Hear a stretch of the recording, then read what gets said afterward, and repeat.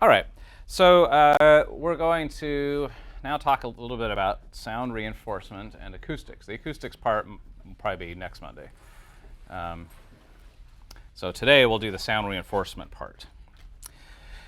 So what I mean by sound reinforcement is we want to talk about a sound reinforcement system. And by reinforcement, we mean using a sound system to reinforce something that is already happening. So there are 4 components of a sound reinforcement system, and you see them on the screen right now. They are a microphone, a loudspeaker. Those are the 2 of them. The other 2 parts of the system are the talker and the listener. Okay? They are part of that system, as you will see when we start figuring out how this thing will work. I prefer to call these things talkers as opposed to speakers because that gets confusing. So you can call them talkers, you can call them singers if they're singing, or if you want to get super generic, you could just say it's some sort of sound source, something that makes a sound. Okay, but it's a thing that makes a sound all by itself. Okay, without your help. Okay. So for today's purposes, we'll call it a talker. Now, so far, we've only been really focusing on the loudspeaker part of this. We haven't really talked about microphones yet. But I think you guys have had some experience with attaching a microphone into a sound system like this. So when you do this, what are the sort of challenges you face when you start adding microphones into a sound system? That's probably a big part, right? So you could stick a CD in and play this thing and make it as loud as you want, right? But you start trying to put a microphone on a live thing that makes sound, and you can't get the same amount of level out of it because it starts feeding back before you ever get there, right? So that's kind of what we're going to talk about today, is how do you deal with that? How do you maximize that? That's called gain, or acoustical gain. Okay, acoustical gain is well, we get paid in acoustical gain in a lot of cases. Okay, acoustical gain is defined as the level of the sound perceived by the listener when the system is turned on as compared to when it's turned off. Okay, in other words, if you don't show up to work and they have to do the show anyway, the listener will hear whatever they hear, right? That happens naturally in the space. The acoustical gain is how much louder of sound they hear as a result of you turning the sound system on and showing up for work. Okay, so that's acoustical gain. Generally speaking, the more the better, right? That's from the point of view of the people hiring you, the more the better. Okay, that isn't necessarily true when you get into sort of the artistic goals. Sometimes you might have potentially a lot of acoustical gain if you've designed your sound system right. You could get a lot of gain, but you might choose not to use all of it because of the way that you want the show to sound. But generally speaking, the more acoustical gain, the better. So how do you sort this out? How do you get more acoustical gain? Because most of your experiences so far have probably been you set the system up, you put the microphones on, and you run them until they feed back, and then that's how much you get to do. And there's not really a whole lot of room to work on that and to improve that. The good news is you can improve it. You can actually even predict it. So before you even go into the space, you can predict how much gain you're going to have and start solving the problem before you ever even hear feedback. So predicting and solving a feedback problem or acoustical gain problem is a geometry issue. Okay, it's a problem of geometry.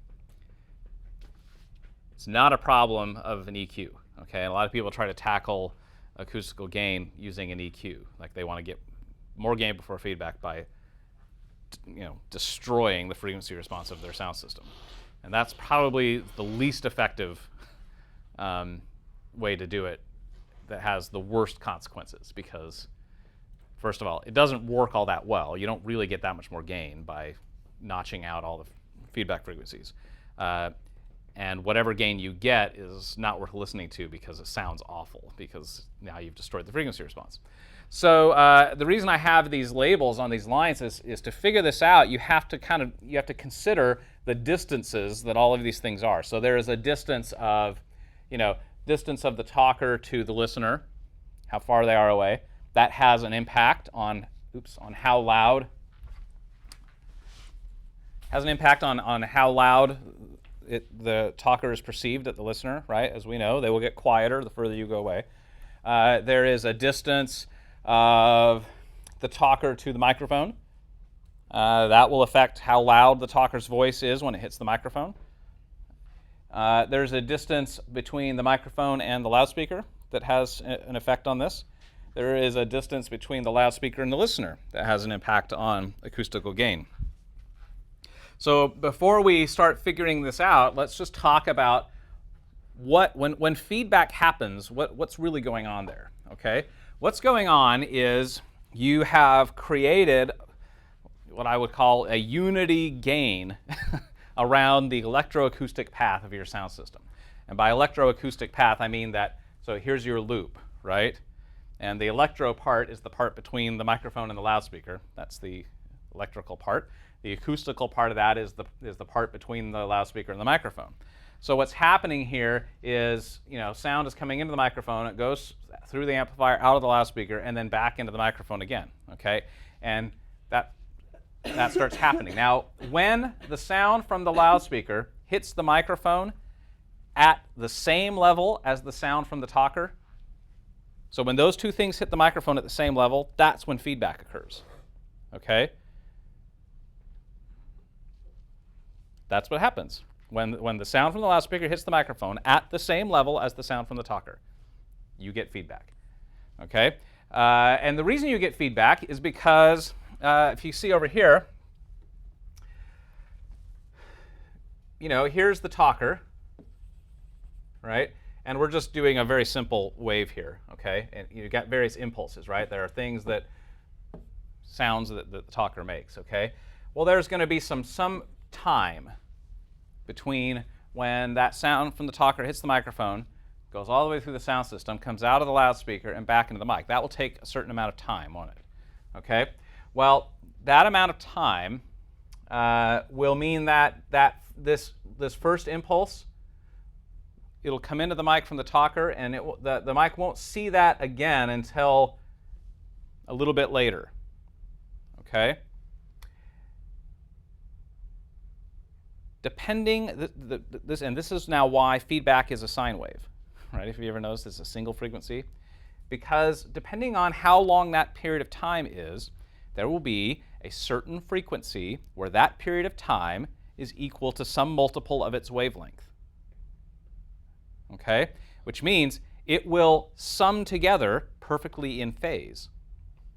And what happens when you sum two sounds that are equal in level and equal in time? What happens? It gets louder, right? By a whole 6 dB, okay? So it comes in, from the talker at some level.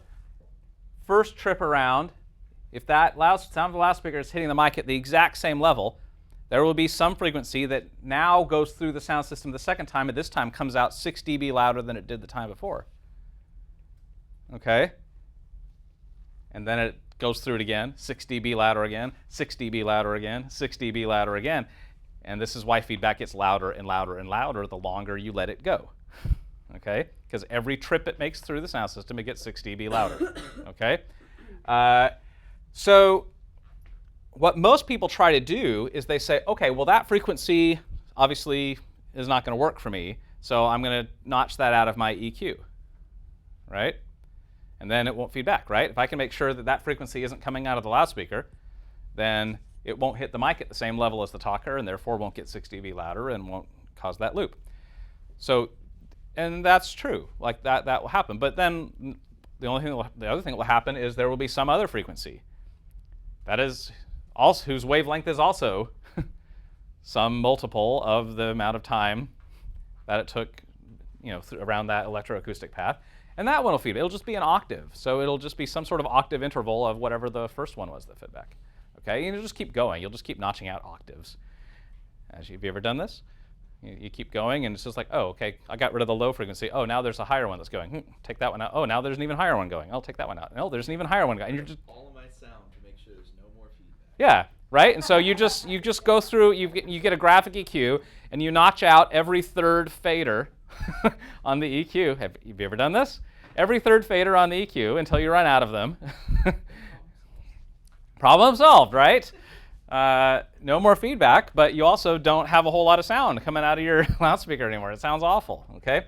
This is not the way to deal with this problem.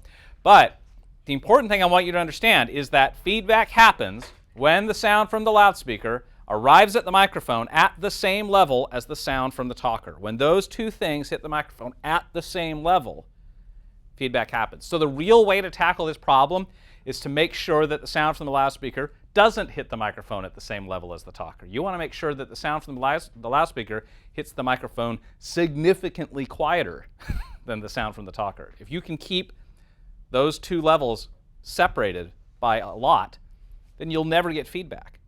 If the sound from the talker is always hitting the mic louder than the sound from the loudspeaker is, you'll never get feedback.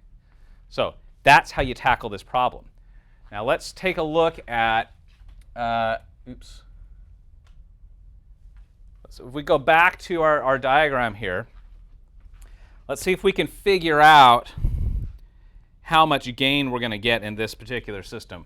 So I've put in some distances. We'll just do this in meters for a moment because it'll make the math just a little bit easier for now. Let's say that we decided not to show up to work, and the talker is doing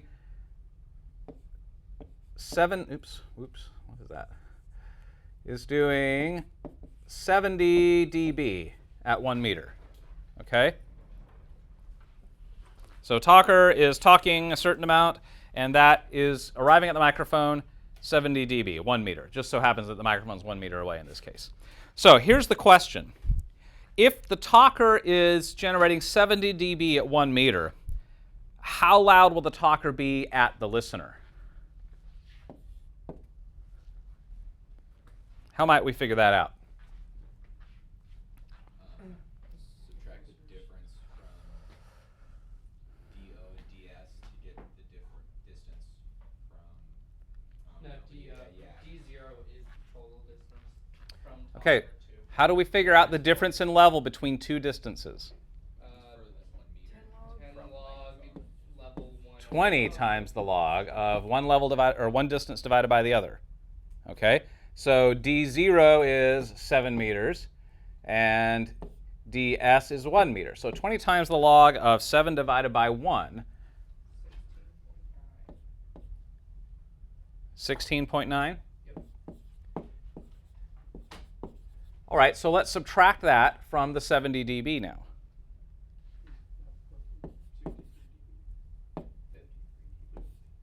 53. Yeah, 53 dB.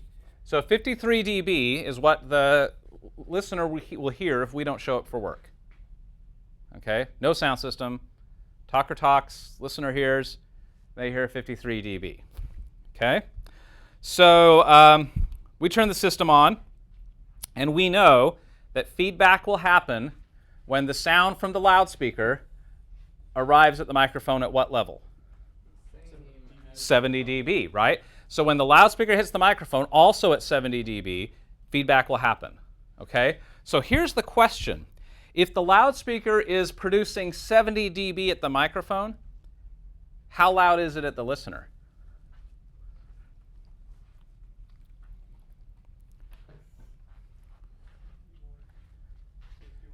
Well, we do basically the same math. 20 times the log of, right? Yeah, 6 divided by 4, because D2 is 6. 6 divided by 4, right? That distance divided by that distance. That'll tell me the dB difference between the two distances, right? Doesn't it make a difference with the fact that you're off axis now? We're assuming omnidirectional loudspeaker at the moment, okay? So it'll be basically 70 minus 20 times the log of 6 divided by 4. What do you get?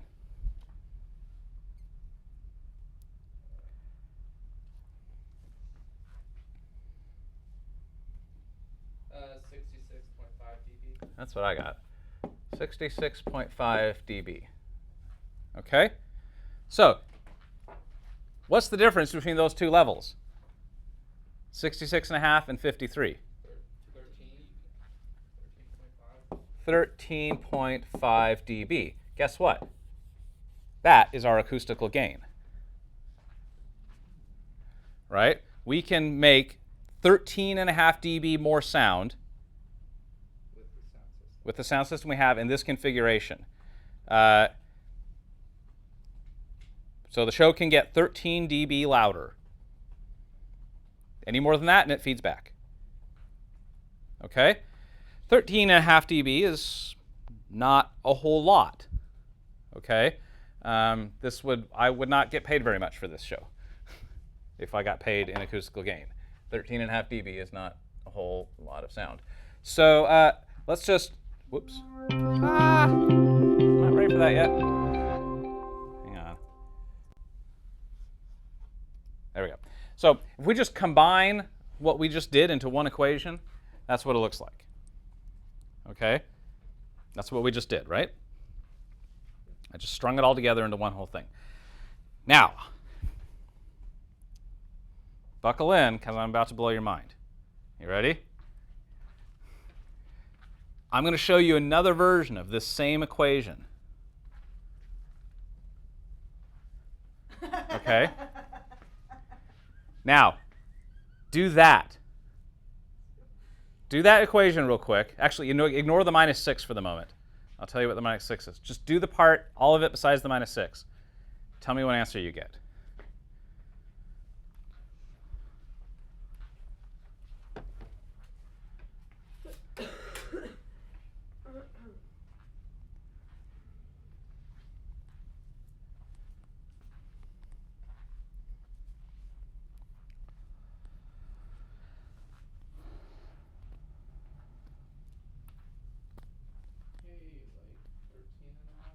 You got 13.5?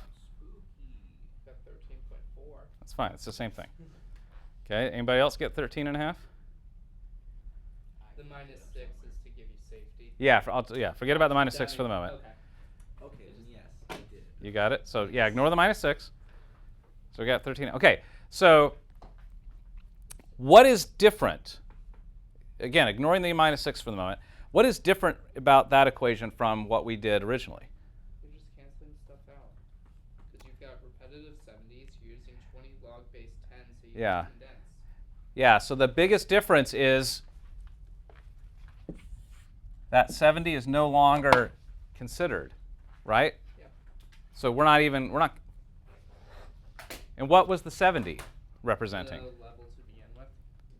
The level of what? The talker. The talker. Okay, so we just proved, here's the blow your mind part. We just proved that acoustical gain, in other words, the amount of gain you can get before feedback, has nothing to do with how loud the person talks.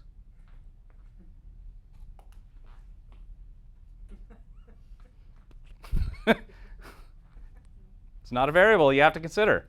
Doesn't matter how loud they talk. You get the same amount of gain no matter what. Okay? 13.5 dB is what you get no matter how loud they talk. How many times have you gone around blaming quiet talking actors for your gain before feedback problems?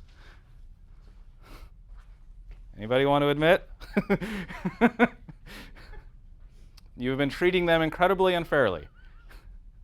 Because we just proved with science that they have nothing to do with the problem you're having. Okay? So we're no longer going to be blaming actors for our gain before feedback problems. It's your problem. You designed a crappy sound system is what happened. Okay? All right, so now that we've gotten that far, now let's play around with this and see if we can just make any more discoveries. So let me go back to this thing. So I've got a little flash thing we can play around with here from my book that is sort of fun. Okay, so some of this we've done. So we know that these are the components of your sound system. We also need to consider that there's another person that's not technically part of the sound system, but is responsible for what's going on, and that is the person who's operating this sound system. Okay, They have a role. Just again to take you through the basic math here. So there's the equation. Now, what does the -6 have to do with it? Oh, that's not in here yet. So essentially, the -6 is you really, whatever that 13.5 dB, that is when the system starts feeding back. Okay?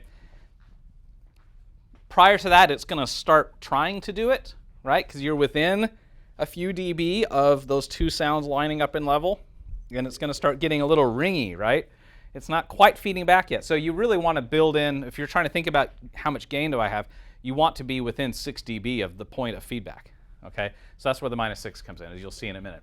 But just at the moment, with the way I've set this up using this math, I have 10 dB of potential acoustical gain. So here's some things that we've noticed. The first thing we know from goofing around with this thing is that the level of a talker has nothing to do with it. Okay, but here's some other things that you might notice of ways that we could make the result of this equation be a bigger number. So here's the first thing we could do.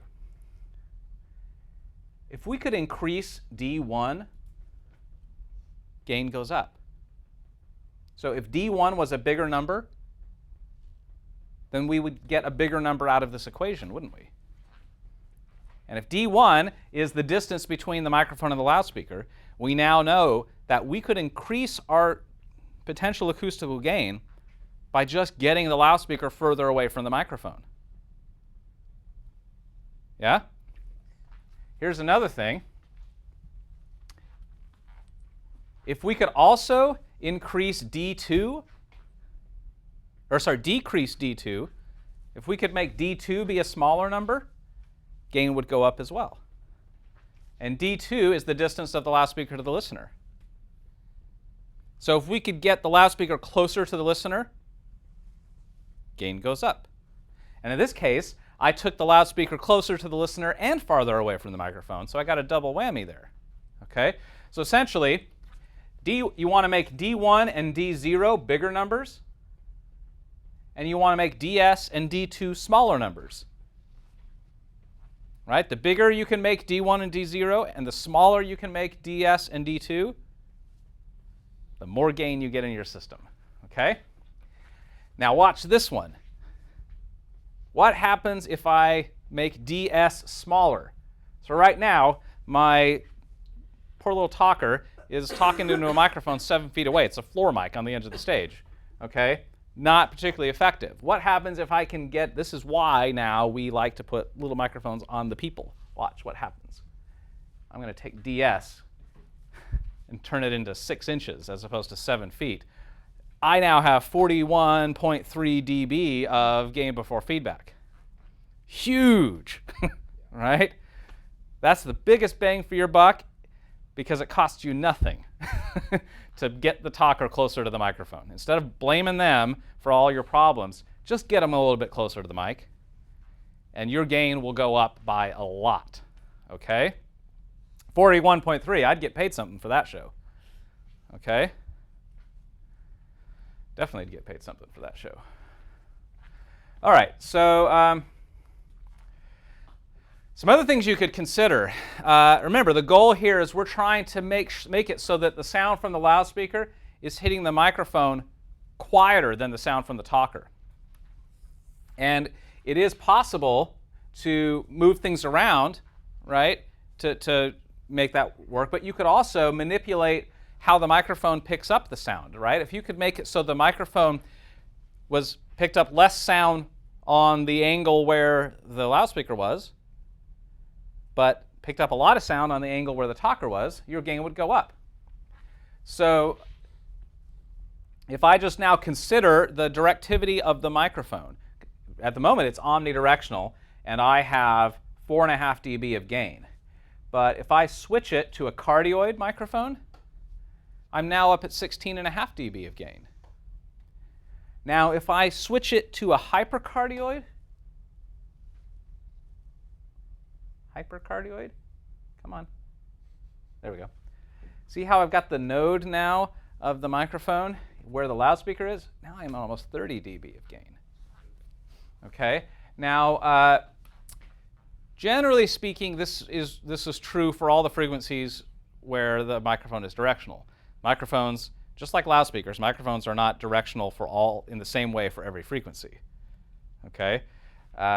So your acoustical gain will go up in the kind of mid to high range frequencies, but not so much in the low range frequencies. So your low frequencies will feed back much easier than the high ones. That's why they do. You could accomplish that with EQ, right? I do that all the time. Like, there's no reason why I need to be pumping anything below 200 hertz through a vocal microphone. Okay, the human voice just doesn't produce a lot of stuff below that. So that's why you have like low cut buttons on your mixing console and stuff like that. There's no reason you got to be.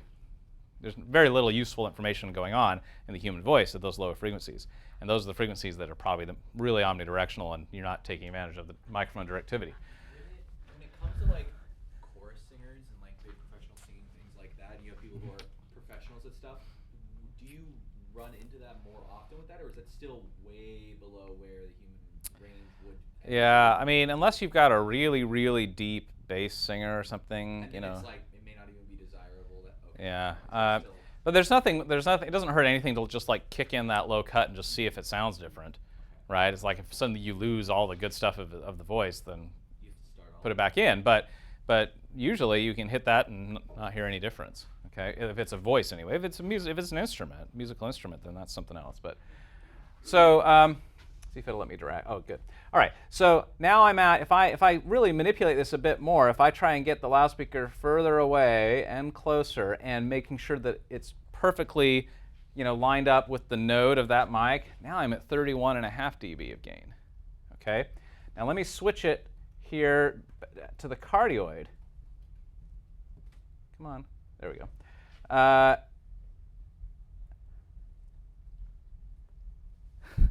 If I can line it up so that the node of the cardioid is lined up with the loudspeaker, now I'm at 34, right? So if I can just kind of move these things around. Now look at this. If I could do this. Whoa. 54 dB of gain. If I can also do that. 81.7 dB of gain. I would get paid a lot of money for that show. Okay? If I only have one listener, right? And I can just put the loudspeaker right over their head, I'd get all the gain in the world, right? Well, we can't usually do that, but we can do this, right? This is possible. And if I switch this back over to the hypercardioid now, that's 60 dB of gain. That's not too bad, right? Okay, now what about the loudspeaker? We know loudspeakers are directional as well, because we've been talking about that for the last couple of weeks. So what if you can use the directivity of the loudspeaker to your advantage? Make sure that the angle where the loudspeaker is the loudest is the part that's pointed at the listener, and the part where the loudspeaker is the quietest is the part that's pointed at the microphone. Okay, if you can do that, you can increase your gain as well. So let's play around with that right now. So now I'm looking at just a 40-degree vertical. Let me switch over to. So if it's 90 degrees, I'll go back to my omnidirectional mic for a moment. Come on, there we go. Omnidirectional mic. So I'm at 27.3 dB. Let's do the right thing and get our talker really close here, 55. And I'll move my loudspeaker a little bit further away, 59. But what if I could go a little more directional? Like, let's say that, I had to do this, right? And the loudspeaker had to be like right over the head of the talker, which is not ideal. But if that's what I had to do, I could go to a more directional loudspeaker. If I go to the 40 degree, I got 57.5 dB of gain as opposed to only 51 with the 90 degree vertical. Okay. Now again, this is only for frequencies where the loudspeaker is directional. We know that loudspeaker is going to be omnidirectional for the really low frequencies. All the more reason to pop in the low cuts, right, if it's a voice or a really high instrument. Now, if I can do this, if I can do the 40-degree vertical and the hypercardioid mic, I'm almost 90 dB of gain now. Look at that. I could retire on that show. Now, generally speaking, when most of what we do is musical theater, we can't use directional microphones on the singers. We usually use omnidirectional microphones. Anybody know why? So you can Put 'em just stick it wherever on. on the face for the most part. Yeah, because we can't really always control where it has to go. And if you go with the directional microphone, remember I said that one way of thinking about a directional loudspeaker is not so much that it gets quieter when you go off axis, but that the frequency response changes when you go off axis. Same thing is true for a microphone. A directional microphone, when you go off axis of the microphone, yes, it gets quieter, but more specifically, its frequency response changes, right? There are frequencies that start getting quieter, and that doesn't sound very good, okay? So if you've got a microphone situation where you're going to put it on their head and you can't get it pointed straight at their mouth, which would be the best place. If you had a cardioid mic, you would want it right here in front of their mouth. I've only gotten that once in my life. But every other time it's like somewhere up here or over here behind their ear or something like that. It's never pointed right at them. That's why we use omnidirectional microphones, is because that allows us to position it wherever we want and still have it sound reasonably okay, because that omnidirectional microphone sounds the same no matter what direction you point it, okay? So we don't get to do usually that high. We're usually at the omnidirectional microphone world. But here again, even with the omnidirectional microphone, if I can get my loudspeaker pointed in the right place and control its pattern significantly, if I can put an orchestra pit, for example, between my talker and the front row, then now my loudspeaker's on top of the front row, and I have some front fills to fill in there. But off my center cluster, I could get 70 dB of gain before feedback. That's a lot. You'd never use all of that, ever. You'd be hurting people before you got to 70 dB. And that's totally doable. You get paid something for that show. Now, if we talk about that person on the front row, we're not doing so hot anymore, right? But so you've got to figure that out. You don't really want that pointed straight down, because then it overlaps with the mic a little bit too much. This is why you want front fill. So if this person's here, and if the loudspeaker was, if you could get it in front of the talker, but off axis of the, the thing we made doesn't allow me to get it all the way down to the bottom. But then I could get some decent gain, right? If I could drop it all the way down here to the floor, then I'd really get somewhere. Okay, so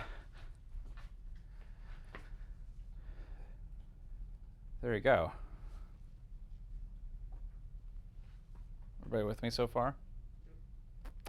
So the take-home message here is gain before feedback is a problem of geometry, not a problem of EQ. Okay, if you've got problems with your gain before feedback, you need to change the distances of things. Okay, you need to make this distance as short as you can make it, and you want to make that distance as short as you can make it, as close to the listener as you can get it reasonably, and you want to make the distance between the mic and the loudspeaker as big as you can make it.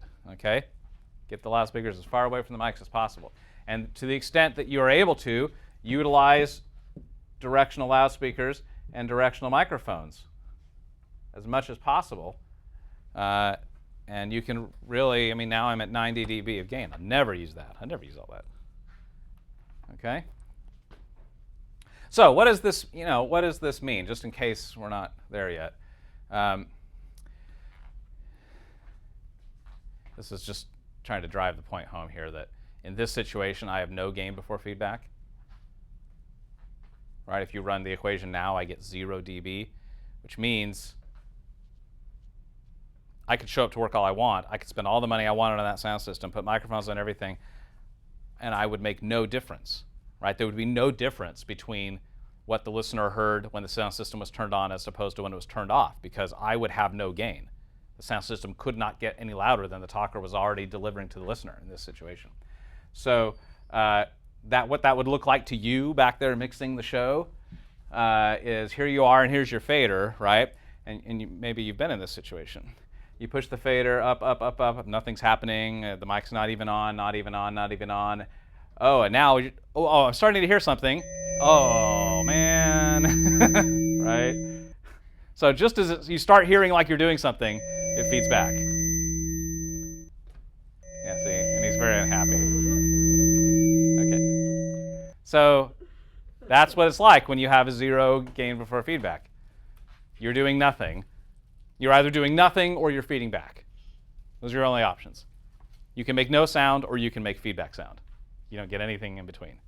Okay? So let's try a different scenario here. Let's just get the talker closer to the microphone, right?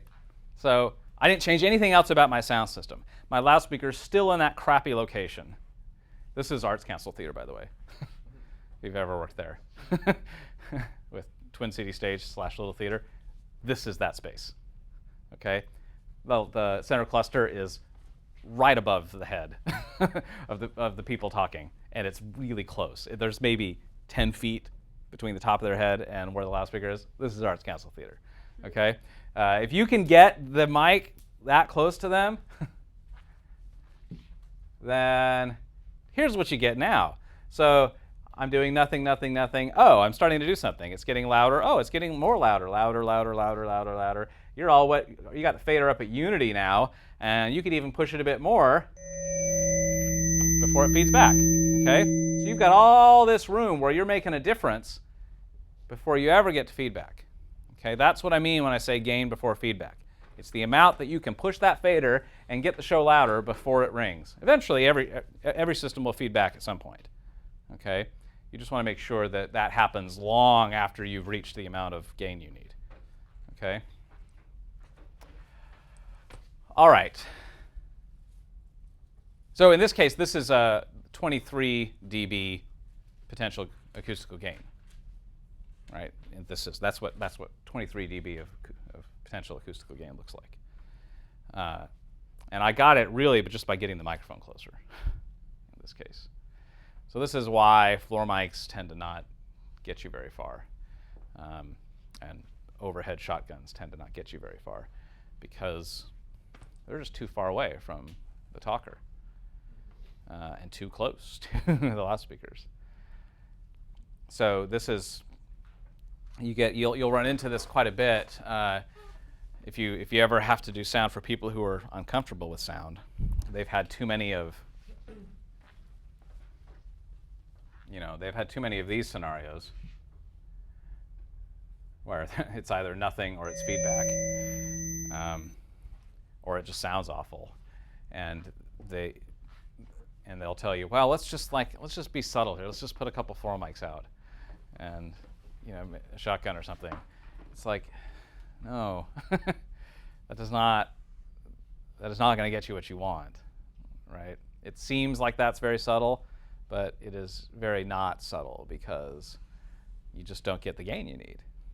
That's the reason we put the wireless mics on the person, is so that we can get the mic 6 inches away from them. And that's what gets us the gain. That's what gets you to the ability to avoid that feedback. Now, the other thing that is not in any of the slides here is that this is assuming we only have one microphone running through the system. Okay, if we add microphones, have more than one microphone on that stage, then that's more than one place where the loudspeaker gets into the mic, right? Every time you double that, what do you think happens to your acoustical gain? By how much? 6 dB. Yeah, every time you double the number of microphones you have turned on, you lose 6 dB off of your acoustical gain. Okay, so one mic on. Well, let's go to the really good scenario. Let's step back here a little bit. So here's the good scenario. You've got here, maybe you're doing this. So I'm at 60 dB of gain here, which seems like a lot. But I have, and you're running your faders, right? And you got one fader up, you got all the gain in the world. You put 2 faders up. 6 dB headroom. Yeah, this is not including my 6 dB of headroom. So really, I'd be at 54 dB of gain at the moment. So I put 2 faders up. So now I've got 2 mics open at the same time. 48. Now I'm at 48 dB of gain before feedback. Okay? 2 more mics up. Now I've got 4 mics up at the same time. Now where am I? 42. 42 dB of gain. 8 mics up. 36. 36 dB of gain. See how that works? The entire ensemble. Yeah. 30. The whole cast, you go to 16 mics on. You're at 30. That's, now you're getting into dangerous situation here. This is now why, this is a big reason why we tell you to mix shows line by line. Okay? It's not just, oh, they're on stage, put their mic on. No. You do not want that fader up unless words are coming out of their mouth. Okay? Because if you've got that mic on and they're not saying anything, then you're just taking hits on your acoustical gain for no good reason. Okay? So this is why you learn the show and you practice who talks at every moment. And if there are not words coming out of their mouth, their fader is down. Okay? Because if their fader's up and they're not talking, they're just causing feedback for the person standing next to them. Okay? So you want to keep those faders down unless words are coming out of their mouth. So for musical theater, is there a general amount of acoustic gain you should shoot for in your system? Or is it something that, how do you determine what you need for a space? Excellent question that I wasn't sure we'd have time to talk about, but we can get into it. There are various ways of dealing with this. Let me get my notes here. One way of thinking about this, because it's a fair question, right? Like, well, how much gain is enough gain, right? There are a couple of ways of thinking about it. One way of thinking about it is that acoustical gain is like getting the listener closer to the talker, right? So we are, by increasing acoustical gain through the sound system, we are mimicking the effect of the listener being closer to the talker, right? Because if they were closer to the talker, it would be louder, right? Even if you didn't show up to work, okay? So that's one way of thinking about it is, well, how close do I want it to seem as though the listener is? So if the listener is 100 feet away, What's the listener? how I would like it to sound, the listener to hear something as though they were only 10 feet away. Okay? And that'd be relatively easy to figure out. So if they are really sitting 100 feet away and you want it to sound like they're 10 feet away, then how much gain do you need? Well, that would be 20 times the log of 100 divided by 10. But you shouldn't even have to do that with your calculator. That's a factor of 10, right? Which would be 20 dB. Yeah. Right? You need 20 dB of gain to pull that. This is called effective acoustical distance, EAD. Okay? The effective acoustical distance, as a result of me putting the sound system in, is 10 feet. Okay? So that's one way of thinking about it. Is they are 100 feet away. I want it to sound as though they are 10 feet away. For example, you're 10 feet away from me right now. Yeah. Is this about what you would like it to sound like?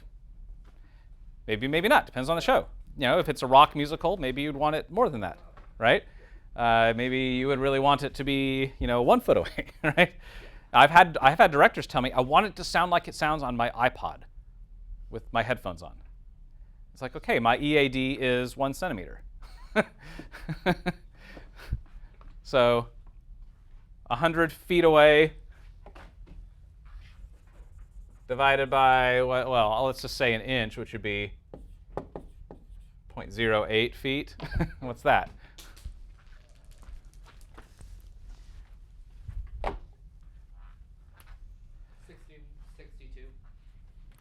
you go. But we could get that. We could get 62.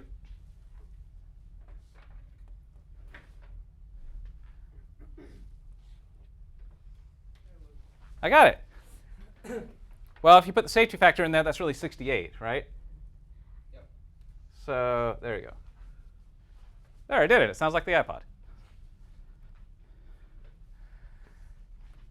It's gonna be tricky, right? I'm gonna have to, there better not be anybody sitting here, right? If there's anybody sitting there, I'm in trouble. But I'd have to add a loudspeaker there or something, right? But yeah, you could get there. So that's one way of thinking about it. The other way of thinking about it is, generally speaking, you think about it in terms of noise floor. Okay, so how loud just is the room? Okay, and every room has a noise floor. This room has a noise floor. If I stop talking, just listen for a moment and see what you hear.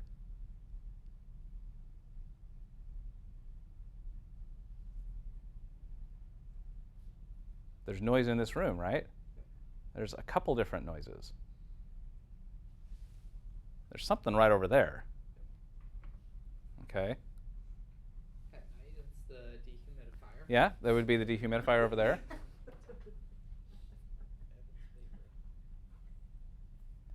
I feel like I'm hearing something over there. It might be the exhaust fan or something. Okay, and you could measure that with a dB meter, right? An SPL meter. You could measure like, well, how much noise is in the room just if nothing's happening, okay? And, maybe you're next door to, maybe you're at Stevens Center and you got a fire engine driving by every 10 minutes, right? Which happens all the time at Stevens Center. It's only once has it ever worked for me. We were doing West Side Story over there, and we had a fire engine drive by right during the balcony scene out in the street, right? When Tony shows up to see Maria, fire engine goes, it was perfect. It was like, we're downtown, we're in the city. He's coming to her, It was perfect. I couldn't have designed it if I tried, The director says, perfect, do that every day. I know, and it was like, it wasn't me. I love that sound cue. Right? So whatever it is, you've got a noise floor, right? Now, generally speaking, in order for you to understand what a person is saying, the peaks of their voice need to be about 25 dB louder than the noise floor. Okay? So that's peak, not RMS. So peak needs to be 25 dB more than the noise floor. So that's just to understand. Just to understand what they're saying. We haven't gotten to sounding good yet. It's just I can understand them. So if you've got a 60 dB noise floor in the space, yeah, you need at least to be able to produce 85 dB peak at the listener. And so then you have to think about, okay, if the talker is doing, whatever they're doing, 70 dB, let's just say, and they hit, they're the X distance away. Maybe the talker only hits the listener at 65 dB, right? Then, you then need 20 dB of acoustical gain in that situation, just for them to be able to understand the words. Okay. Now, can you think of other things that would play into that noise floor that isn't just the room? The audience. Yeah. So the audience is going to make a fair amount of noise. So maybe now you're at 60. They all breathe. Yeah, right. So maybe from 60 now you're at maybe, let's just say they increase at 6 dB. You're at 66 dB. So, now you really need about 26 dB of acoustical gain, right? So what other things would be considered noise floor or could be thought about as noise floor? Yeah, we said audience. What about the band? Yeah. Right? So the band makes plenty of their own sound without you even doing anything, right? You could not show up to work, the band would be playing, and you would hear plenty of the band, right? They tend to be plenty loud on their own. You mic them up for monitoring purposes and to maybe sort out some balance issues and stuff like that, but They're usually plenty loud unless they're in the basement somewhere. Okay, so maybe the band plays, and now now your noise floor is 80 dB. I mean, if it's it's a small space and a big band, that's possible. 80 dB noise floor. So now it doesn't matter what the talker's doing, right? Because the talker's voice is completely masked by the band. Okay, so you've got to get the talker's voice, the peaks of the talker's voice, to be 105 dB. That's peak. RMS is going to be closer, it'll be more like 95, right? But so that's a lot, right? How can I generate 105 dB at the listener without feeding back? That's the trick. Okay, so these are ways that you can figure out how much gain do I need, right? Next question. So for musicals, you're doing your math for acoustic gain. Mm-hmm. Where would you measure from? Closest that you get to the speaker, or like when Yeah, you're so you got people up on that bridge thing? yeah, another good question, right? This is so far we've been assuming that the talker never moves and the listener never moves, but of course they do. Okay, so yeah, you sort of have to think about worst case scenario, right? What's the worst case scenario for the listener position? Yeah. Worst case scenario for the listener position is either going to be All the way down the farthest away from the stage, right? Yeah. Because remember, D0 is distance from the talker and the listener, and we want D1 and D0 to be ideally big numbers, right? But doing that means that the amount of sound that hits the listener from the talker is going to be lower, so that will affect things, right? But the other thing that happens is if they are really close, if the listener is really, really close, then they're probably really close to a loudspeaker too, right? And if they're really close, then they're also really close to the talker, who is also wearing a microphone that is also really close to the loudspeaker. So think about that. You got talker all the way downstage, listener. The listener is basically the same distance away from the loudspeaker as the talker. If you think about your front fill there, what's your gain going to be there, right? That would be one kind of scenario to think about.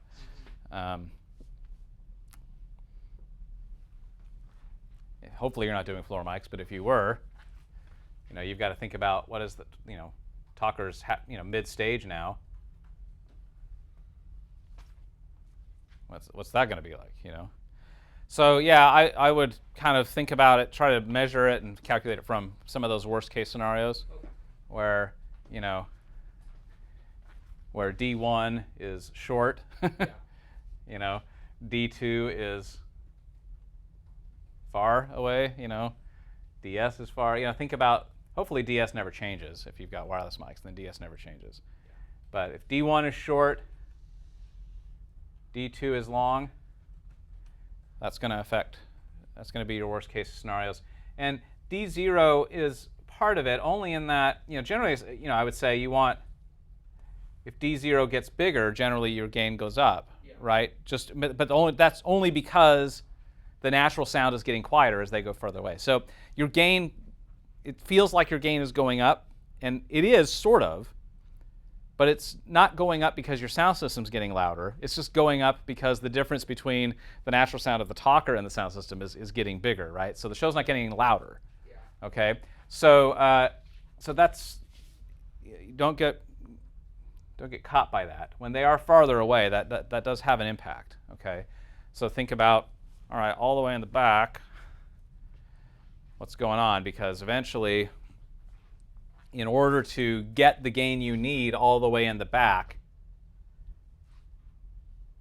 you're gonna hit this point where it's louder at the microphone really easily. You'll hit feedback point at the microphone before you ever get the gain necessary at the back row. Yeah. Okay, so you have to kind of think about that scenario. But I would say most often it's this. That scenario is the worst case scenario, is the front fill, front row person, talker all the way down stage. that's usually the worst place, because now you've got microphone close to loudspeaker.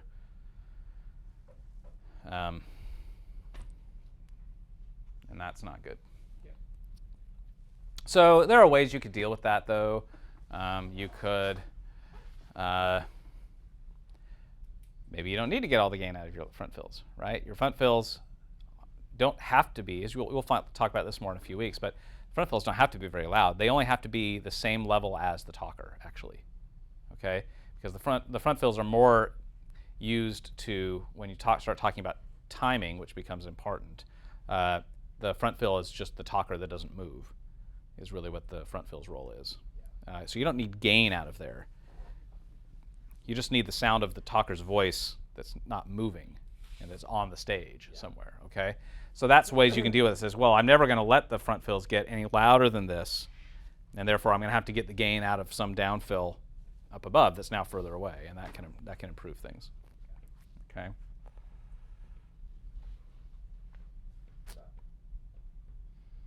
Other questions? I've heard this thing called like the proximity effect and the 3-to-1 rule. How does that tie into what all you're talking about here, or is that sort of another side issue that I'm Proximity effect is a different thing. So proximity effect is it happens with cardioid microphones. Let me just move some of this a little bit here. So you get a cardioid microphone like that. Remember when I was talking about, you were asking about the lobing that was happening with the loudspeaker at really higher frequencies? It's a similar thing happens with a cardioid microphone, okay? Is that when you get super, super close to it, the fact that the microphone is directional has the effect of altering the frequency response. Oh, because the same thing's hitting it. Yeah, so you end up getting, you end up with this frequency response where the highs feel quite a bit louder than the lows, so it gets really low end heavy, okay? And this really just happens with directional microphones. So you get the mic a cardioid mic really, really close, and it suddenly sounds quite a bit deeper. Now, like radio DJs have been using that for years. That's to help them, right? They get a cardioid mic, they stick it right on them, and you get that nice, deep, radio DJ sound without having to EQ anything, okay? But maybe that's not desirable, right? So you have to that's kind of something you have to think about when you're using directional microphones and you get them really close, is you end up with this proximity effect problem. That's a big reason why you use omnidirectional microphones for analysis systems, right? Is that a directional microphone is going to have frequency response issues, and that might distract you when you're analyzing your sound system. So there's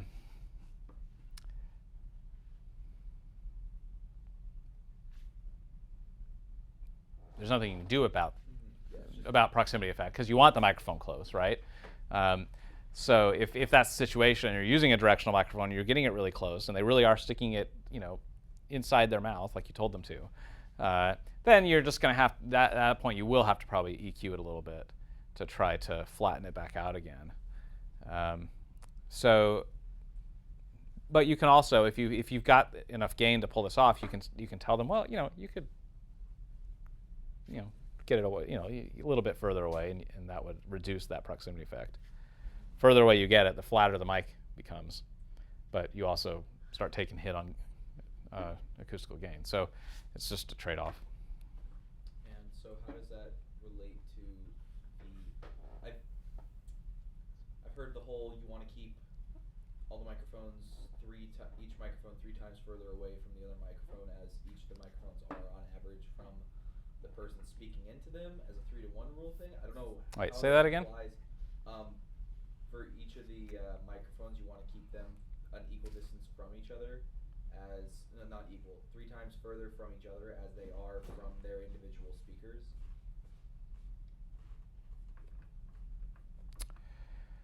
Well, so think about that for a moment. What would the result of that be? Well, you'd be less likely for stuff from different speakers to go into each Well, just, if one microphone is 10 feet away from the loudspeaker and the other one is 30 feet away, all that's really going to happen is the sound from that microphone is going to be... Oh, not the loudspeaker, the person speaker, the talker. Oh, so you don't want... You're saying you don't want the talker hitting more than one mic at the same time. Is that what you mean? Well, that's just... All that's really going to do is reduce comb filtering. Right? So if the microphone is more than 2 times away from the talker, then it's going to be at least 6 dB quieter at the other microphone, which means it won't comb filter, even if it's picking it up.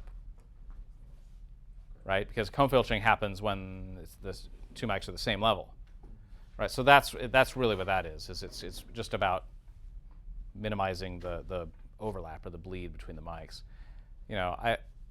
I don't think there's anything super special about 3 times the distance. It's a rule of thumb someone dreamt up at one point, but I don't. But you can treat microphones the same way you could treat loudspeakers. Like let's say you are going to area mic something, right? And you want to know how many microphones do I need and how far apart do they need to be? Well, it depends on where's their 6 dB down points, right? So you've got the microphone, and it's a cardioid microphone, and it's going to hit 6 dB down at that angle, and you're trying to mic an area that big, right? Well, then you're going to want another microphone kind of around there, right? And another one kind of around there. The same way you would do with loudspeakers, right? And that would depend on how far apart, how far they were away from the thing, and then you could figure out how many you would need and how far apart.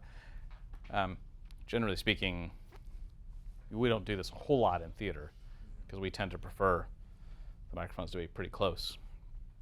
But if you ever have to mic a choir or use floor mics or something like that, that's how you might figure out how many you need. The only reason you would put them closer together is if you were going to mix them, right? If it wasn't like a whole bunch of people you were picking up, if what you were really trying to pick up is a person who's moving around, then put as many of these as you want. You're just going to mix them like they're wireless mics, and you're going to turn up whichever one they're closest to. And then who cares about the comb filtering, because you're only ever going to have one up at a time. So, because if you turn them all on, then that's game before feedback problem, right?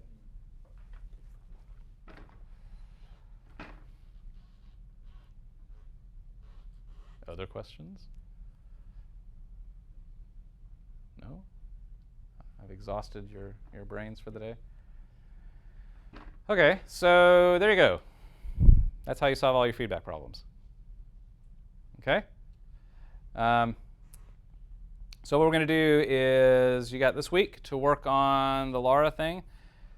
Have that ready for Friday, and we'll hopefully we can get to everybody in the class. We'll pull them up one at a time and talk through them and see if I can give you any feedback and learn from each other's mistakes and all that sort of thing.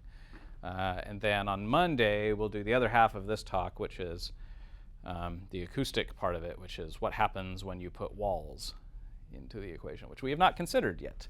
We have not yet considered what walls have to do with any of this. And it turns out walls have a lot to do with this. This just gets more and more complicated the further we go. As you can see, I keep adding variables. Right? So today I added the microphone that we hadn't considered yet. So on next Monday, we'll add walls. Talk about what walls do. And they do all kinds of horrible things. Well, they could do helpful things too if you can put them in the right place. But you usually can't. We can't do this show unless we move this wall. Yeah. Okay.